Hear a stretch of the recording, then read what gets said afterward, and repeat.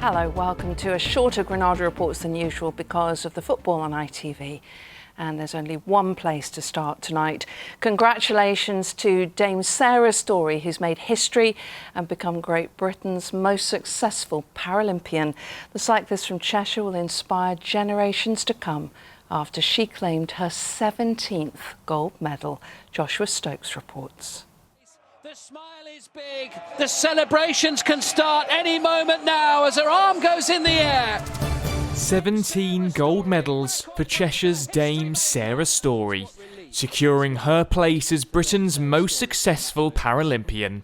And there's no sign of stopping. It's been a bit chaotic, but I'm just so proud. At each race you have to take one at a time. So being able to say, I finished, like this is it. I think that, Paris sounds like it might be a really good idea. So we'll see.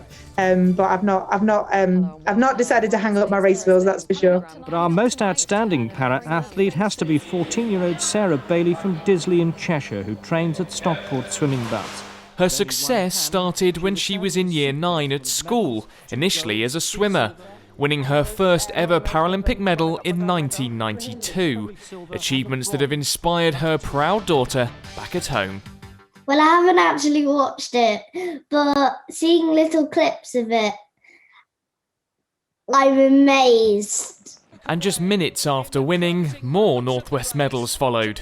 This time a second gold for Glossop's Ben Watson. He won the time trial the other day. He has time trial to victory. Pretty over the moon, to be honest. Winning one Paralympic goal was a bit crazy. Backing it up today, who knows? Yeah, it's an amazing sensation. Having two big old pieces of gold, effectively, actually, around your neck is a pretty special achievement.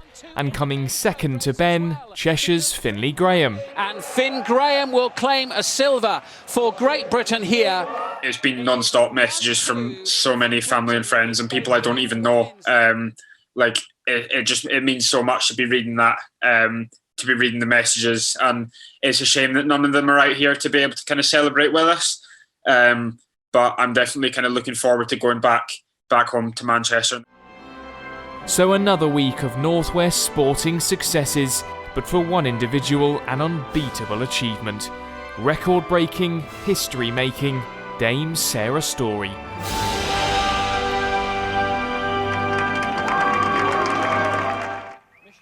What a great sight that is. Well done to her. On to other news now, and a man from Lancashire has been charged with abducting a child and taking her abroad. Lee Rogers, who's 39, was arrested at Glasgow Airport on Tuesday. He denies all charges.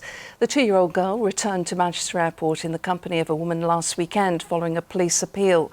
A 35-year-old woman is due to be voluntarily interviewed by police. Some sad news. One of the region's last remaining D-Day veterans has died at the age of 97. Bob Stoodley from High Peak was one of the first Allied soldiers to land in France. He was one of the pathfinders who parachuted into Normandy to guide the main airborne attack to their targets. He died peacefully at his home, surrounded by his family.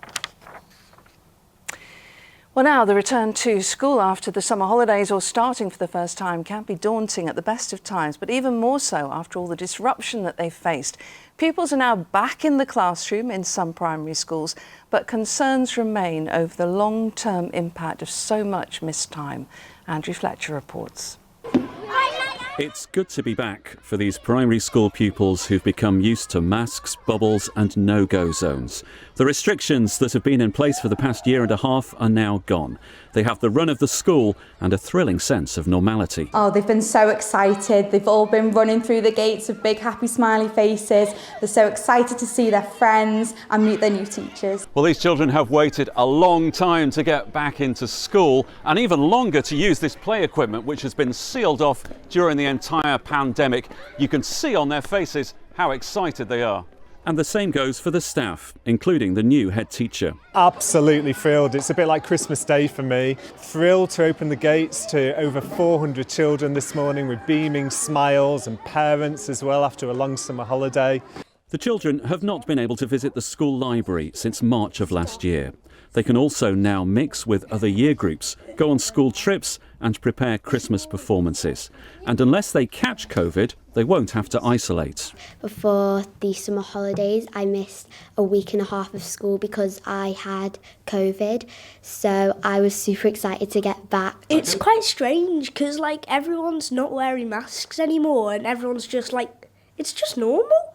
But there's hard work ahead for these Year 6 pupils, whose preparation for secondary school entrance exams has been disrupted by COVID. I've been going to tutoring because of the 11 plus, and I feel like I'm a bit behind where I should have been. Has anybody been away? With the summer holidays over, the focus is now on helping these children readjust to school life without restrictions and making up the lost ground in their education. So we know there's gaps to be filled, but we're starting with their mental well-being. We're getting that right first, and we know that will set the children up well to then plug those gaps that they may have in maths and English. I'm really pleased that they're all back. And for the parents who've helped their children through homeschooling and isolation, relief and realism about the return to school. There is going to be an increase in cases, but as long as they wash their hands and they follow good hygiene measures, there's nothing else we can do, really.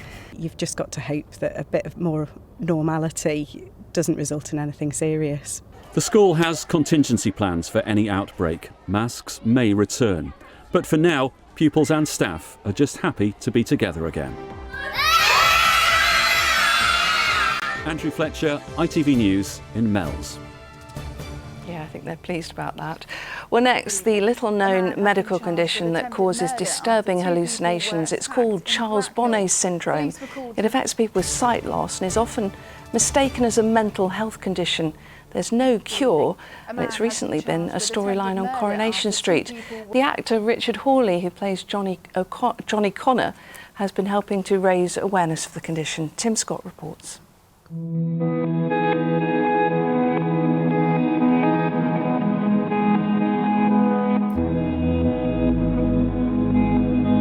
Vivid and often disturbing hallucinations can be terrifying for someone who's lost their sight.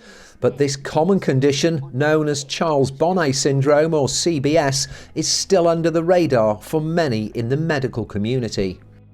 There was dogs appearing with kind of horns and snarling teeth. I was getting kind of like zombie skull faces. Nina Chesworth from Manchester's had Charles Bonnet syndrome after losing her sight 3 years ago. It must have been very scary for you. Did you speak to anyone about it? I was just so scared. I was worried that people would think I was having a nervous breakdown because I'd lost my sight and everything that I'd been through. So I was just worried to tell anybody. It is entirely due to the brain just basically filling in the gaps where there is now no sight. And as it's got nothing to see, it just invents its own images. Judith Potts is the founder of CBS campaign group Esme's Umbrella. It is an incredibly common condition. We think there are probably 1 million people in the UK alone who live with Charles Bonnet syndrome. The bugs and rodents, maybe they're not here. But you saw them, right? Exactly. I saw them. No one else did. Coronation Street's Johnny Connor has struggled with Charles Bonnet syndrome's hallucinations and even saw his dead son in prison. Actor Richard Hawley says he's learned a lot about the condition. Well, I've learned that there's a great need for awareness of it, because the main thing about it, I suppose, is if you're not aware of it, it can be misinterpreted and misdiagnosed as a mental health problem, and it's not.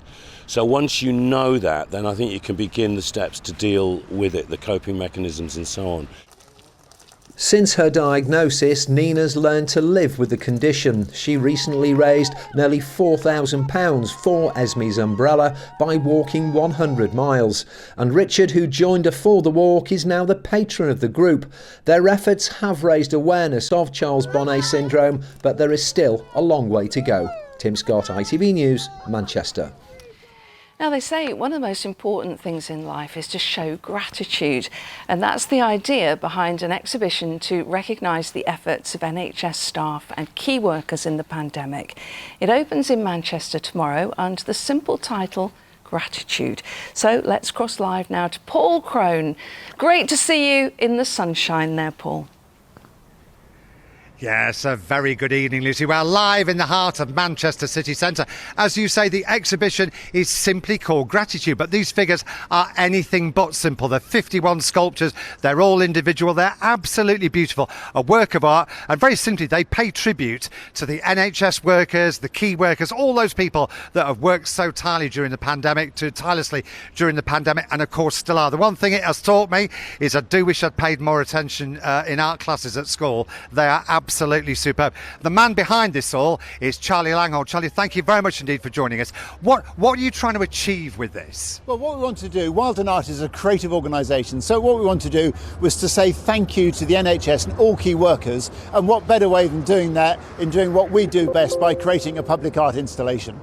There's 51. Are they all...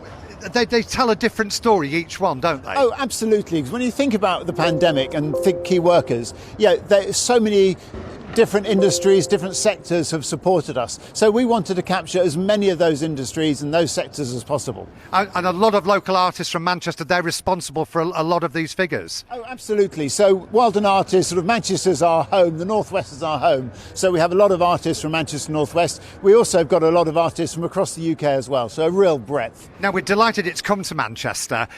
It's been in Birmingham before. What sort of response did you get? It was really powerful. I mean, we had 14,000 people through the exhibition, but what was most important was actually how it connected with people. So we had some people who came in, clearly the pandemic lockdown had been really difficult, and it connected with them, it brought up memories, and I will say there were a few tears, but also people coming in going, oh my God, do you remember the Zoom calls? Do you remember this, that and the other? We all remember the Saturday night Zoom quizzes. I'll put you on the spot, Charlie. Do you have a favourite? Absolutely.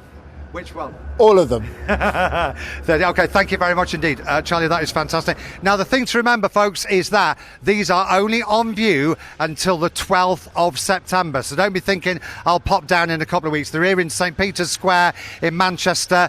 12th of September, that is your last day. And also, at the end, each of these will be auctioned off to NHS charities. So that's a great thing. They are indeed a thing of beauty, much like your good self, Lucy, he said. Oh, what a lovely ending to that lovely report, Croney. Thank you. Now the weather with Joe.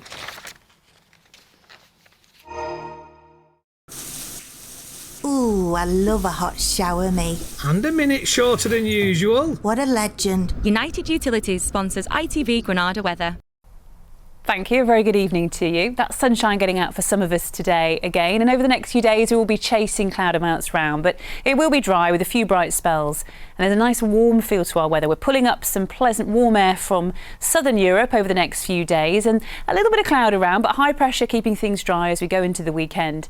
It's not until Sunday night, Monday, when we'll begin to see low pressure taking control again, and there will be some showery rain just moving in on this front by the time we get into Monday. But back to this evening, settled, dry. Northwest England and the Isle of Man seeing a few mist patches, temperatures rurally down to around 8 Celsius, a gentle northeasterly breeze, and as we head into tomorrow morning, very quiet conditions across the board. For tomorrow, the sun will be rising at 6:22, setting at 7:57. Tomorrow, a fine start to the day with some sunshine for Cumbria, Lancashire, the Isle of Man. Elsewhere, a little bit more cloud around, but it's dry. Into the afternoon, sunshine should get out for many of us, but there will be bits and pieces of cloud around as well. The air is getting nice and warm, so 21 Celsius tomorrow, and over the next few days, a little bit warmer than that, with some showers waiting for us on Monday. Bye-bye. United Utilities sponsors ITV Granada weather. Oh, hello. Get him a towel. Thanks, Joe. Tomorrow we're live in Blackpool for the big lights switch on. It's that time of year again. But that is it from all of us here. Have a great evening. Bye-bye.